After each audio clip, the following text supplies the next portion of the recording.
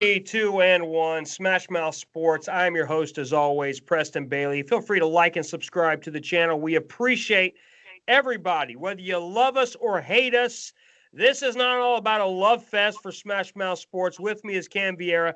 But before you send a negative comment, you have to like and subscribe. I don't care if you don't like it. You got to like and subscribe anyway. Isn't that right, Cam? Yeah, absolutely. So we're going to do an interesting video here. This is about the donkey of the week, Carson Wentz. We've talked about him a lot recently. And for those watching this, yes, you clicked on this. And yes, Carson Wentz is the donkey of the week. Why is he donkey of the week? I had to do another video. We did one a couple days ago. I can't get over the ego of this guy. You said a comment last week that really jumped out at me. You said, well, he was playing for the team. I'm getting some feedback there, Cam. Are you hearing that? No. Okay, great. Well, we're going to roll through it. But anyways, the point I'm getting at with Carson Wentz specifically is this. So he got benched when Nick Foles came in. They played great, won a Super Bowl, and then he won a playoff game. Carson Wentz comes back in. They played terrible. Magically, Jalen Hurts comes in. Magically, the Eagles are winning again. They played great last week, even though they lost to Arizona. So to me, it doesn't seem like it's a Carson Wentz doesn't have a health problem. It seems like Carson Wentz is the problem. He's a jerk. He's the donkey of the week. And I want to say 15 things more inflammatory than that. I think he's a jerk. I think he's an ass clown. Other than that, the guy's great. What are your thoughts, Cam? No, I mean, it's apparent at this point. The team plays harder for his backups. They played harder for Nick Foles, and now they're playing harder for Carson Wentz. Hell, they played harder for Josh McCown in that playoff game last year than they did with him. You're right. What's the guy? Is it Prince Harry, the redheaded guy? Yes. That's who he reminds me of. He looks like him. He acts like him. He acts like Prince Harry. That's who he acts. He acts like the son of the king. He can do no wrong. He can run wherever he goes. He can call bad plays. He can do bad audibles, throw to the wrong guy, and it'll be a debacle. So to me, that's who Carson Wentz. Carson Wentz is absolutely the donkey of the week. And let me just get into this real quick here. So for those of us that know or don't know, the money that he signed here, next year, 59.2 dead cap money if he's on the roster, 34.6 cap hit. The year after that, there's still dead cap money for Philly of $24 million and change. No matter how you slice it, whether you trade him and you put that $60 million over 2 years versus 1 year, no matter how you slice it, there is an avalanche of money that Carson Wentz is due over the next 2 to 3 years. What are your thoughts on that, Cam? Well, that's why you don't sign guys early before you have to, correct? Correct. And that's why I told you it was the worst contract I'd ever seen. Do you have the numbers there in front of you? Let me see. I've got the numbers here. Let me just okay, here it is. So they signed him to 4 years, $128 million. Now I want you to correct me if I'm wrong here. Did they not sign him to that deal the year Nick Foles won? So Nick Foles won the championship, and then they signed him to that deal. Do I understand that correctly? No, I believe it was the next offseason after Nick Foles took them to the Saints game. Okay, so they signed him after Nick Foles won a playoff game for the second year in a row. Correct. And then they lost. Correct. What kind of drunk logic is that, Cam? I think it was just letting the player making the player happy. I think that's the only logic behind it whatsoever, and that's not any good logic. Who cares about the player? Who cares about the donkey of the week? Why do we care about what Prince Wentz wants? Who cares about Prince Wentz? I'm done with Prince Wentz. Little Prince Harry Wentz, okay? He's crying. He's his little baby. He's being kicked out of the mansion and having to go to the third mansion. Get over it, Prince Wentz. I'm so over Prince Wentz. I can't even take it. Look, as you know, Cam, ice water, not a violent person at all. However, if he came into the studio right now, number one, I'd say, what are you doing? Don't you see a sign on the door that says we're live on the air here? Then I'd punch him right in his face for entering. Carson Wentz is the worst teammate, and he's the worst quarterback. What are your thoughts on that, Cam? Absolutely. I think you summed it up. He's been the worst. He's been worse than Sam Darnold this year. Yeah. So let's button this up, okay? Because we only got a couple minutes to go. I don't want to get too long because I can't stand Carson Wentz. I'm going to go on a wild ride here. So let's take a look at Carson Wentz. So realistically, it's over. Jalen Hurts is a better quarterback and player than Carson Wentz, period. You can say, well, I like Carson Wentz and blah, blah, blah. Don't really care. He's done. He's not even had one good season. He had 13 good games 1 year. Then he got hurt. and then he got hurt, and they decided to give him $128 million. So here's how I want to end this. Let's just keep it simple. I don't want to get into 59 million. Let's just say, for the sake of the argument, he's due $35 million next year. Okay, assuming you trade him. We're assuming that he's traded. We're assuming that Philly is not stupid enough to just sit him on the bench and give him $60 million. Well, let's assume that, okay? You're giving me a stone cold stare there. It either means you're angry or hungry or both. But so here we go. You with me? So the point is, we got $35 million roughly next year. We got about $32 million roughly the year after that of dead money. No matter how you slice it, Carson Wentz is an anvil. He is stinking the ship of the Eagles over these next 2 years, period.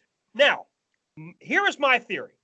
I believe in cutting your losses, not doubling down on foolishness, okay? If you invest your last $1 million in a Ponzi scheme, don't put another $1 million into it. Cut your losses. Correct. You've already made the bad decision with Carson Wentz. There is no realistic way out of that. You're done with it. So here's what you do. You cut your losses. You're lucky you found a good potential franchise quarterback in Jalen Hurts. Ride that ship. Do the best you can. Load up the O-line. Get him some receivers. Get your tight ends back. Zach Ertz and how do you say his name? Goddard? Yeah, Dallas Goedert. Yep. Goddard. Hate that name, but great player. Love the player. Hate the name. But yeah, I just think, like and subscribe to the channel. We appreciate that. I just think he's a donkey of the week. Prince Wentz. He thinks he's something special, and he's not. Anything else you wanted to add to that, Cam, before we wrap this up? No, I think you just about summed it up. He's a prima donna, he's a diva, and he has a higher opinion of himself than he should, and he's done in Philadelphia. Like and subscribe. I am going to add this. So you brought up. So here are the three teams that I think are realistic. Okay, I think Indy is realistic. Okay, teaming him with his old guy there. Yep. Former offensive coordinator. What's his name? Frank Reich. Frank Reich. Your boy Frank. Good old Frankie. So Indy is the most logical choice. The number 2 most logical choice, I think, is New England. I really do. I know you said that you don't think Bill Belichick is going to pay him that kind of money. I need to hear why. I just don't think that Bill Belichick pays players that much. I think he's only given a player the top of the market free agent signing twice, Adelius Thomas and Stephon Gilmore. So I just don't see, if he comes to the Patriots, he's going to have to take a pay cut. Okay, and there is no pay cut. This is what people don't understand about Carson. There is no pay cut. The money is guaranteed. The money that he has signed is guaranteed. There is no pay cut. That's correct. The thing. So when Prince Wentz wants to act like a little baby and say, "Oh, you need to start me. You need to start me because I'm a top 2 overall pick." Who cares?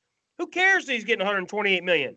If you can't play quarterback, you can't be the quarterback of my team. And the Eagles are not my team. I'm just saying metaphorically, I wouldn't play him. It's a situation where my team in Tampa or your team in New England. So let me just end on this. And the lastly, I've heard rumors of San Fran, which could be possibly.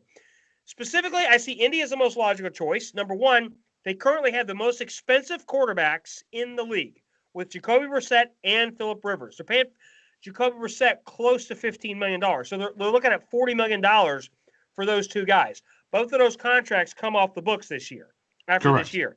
So it makes sense. So they can afford for temporarily, and Carson Wentz is better than those two quarterbacks at this stage of the game, in my opinion. So I can see that as logical. And I'm telling you right now, Bill Belichick, everything you're talking about, you're saying, well, Bill Belichick doesn't do this when he had Tom Brady. You know what else Bill Belichick doesn't do? He doesn't lose 9 or 10 games a year. That's another thing he doesn't do under Tom Brady. That's true. But you know what he does under the new regime? He's got 6 wins, and there's 2 games to go. Correct. Best he can do is 8-8. Correct. Best he can do is 8-8. He has a losing season for all realistic purposes. He has a non-winning season. He's not going to win 9 games. Correct. The 2 worst seasons in the last 20 for New England was a 9-win season under Brady, their second year, okay, when they won the Super Bowl. They got cocky. And then when Brady got injured, they won 11 games and missed the playoffs. Correct. With a loaded team. Right. With a loaded team. That's still success. You can say, well, they missed the playoffs twice. Well, yeah, one was at 9 wins with Brady, and the other one was 11 with Matt Castle. That's still phenomenal. I'm simply telling you, it would not shock me if he goes to New England, because I'm telling you right now, I believe Josh McDaniels, I believe Belichick could work around. The Cam Newton experiment is over. That experiment is over. is a failure. Would you want Carson Wentz on your team? Yes. That's my point. You would take Carson Wentz over Cam Newton if those are your choices. Out of 10. Right. So here are the choices. Let's look at the realistic. I'm going to button this up here for New England. We're talking about New England now. Your team. Carson Wentz or Jimmy G? You choose right now. Jimmy G. Why? Been in the system, probably going to cost less, and they're both injury prone, so I'll take the guy who's been here and knows the system better. The magical system. So but let's talk about talent. Who's better, in your opinion? Well, Wentz has more upside. Yes, I agree. But absolutely. Wentz has more upside. So you don't like the upside of Wentz? Wentz has upside. He's battled. He's beat. I don't think he's coachable. I think he's a pain in the butt. You don't think he's coachable? That's a tough one there. If he's not coachable, I think he's a pain in the butt. I mean, I know Jimmy Garoppolo is coachable. Bill Belichick loves him. He knows the system. He's been in the system. He's had success in the system, and he's going to be cheaper. What a take. Carson Wentz, Prince Wentz is uncoachable. Like and subscribe to the channel. Thanks again. Great take.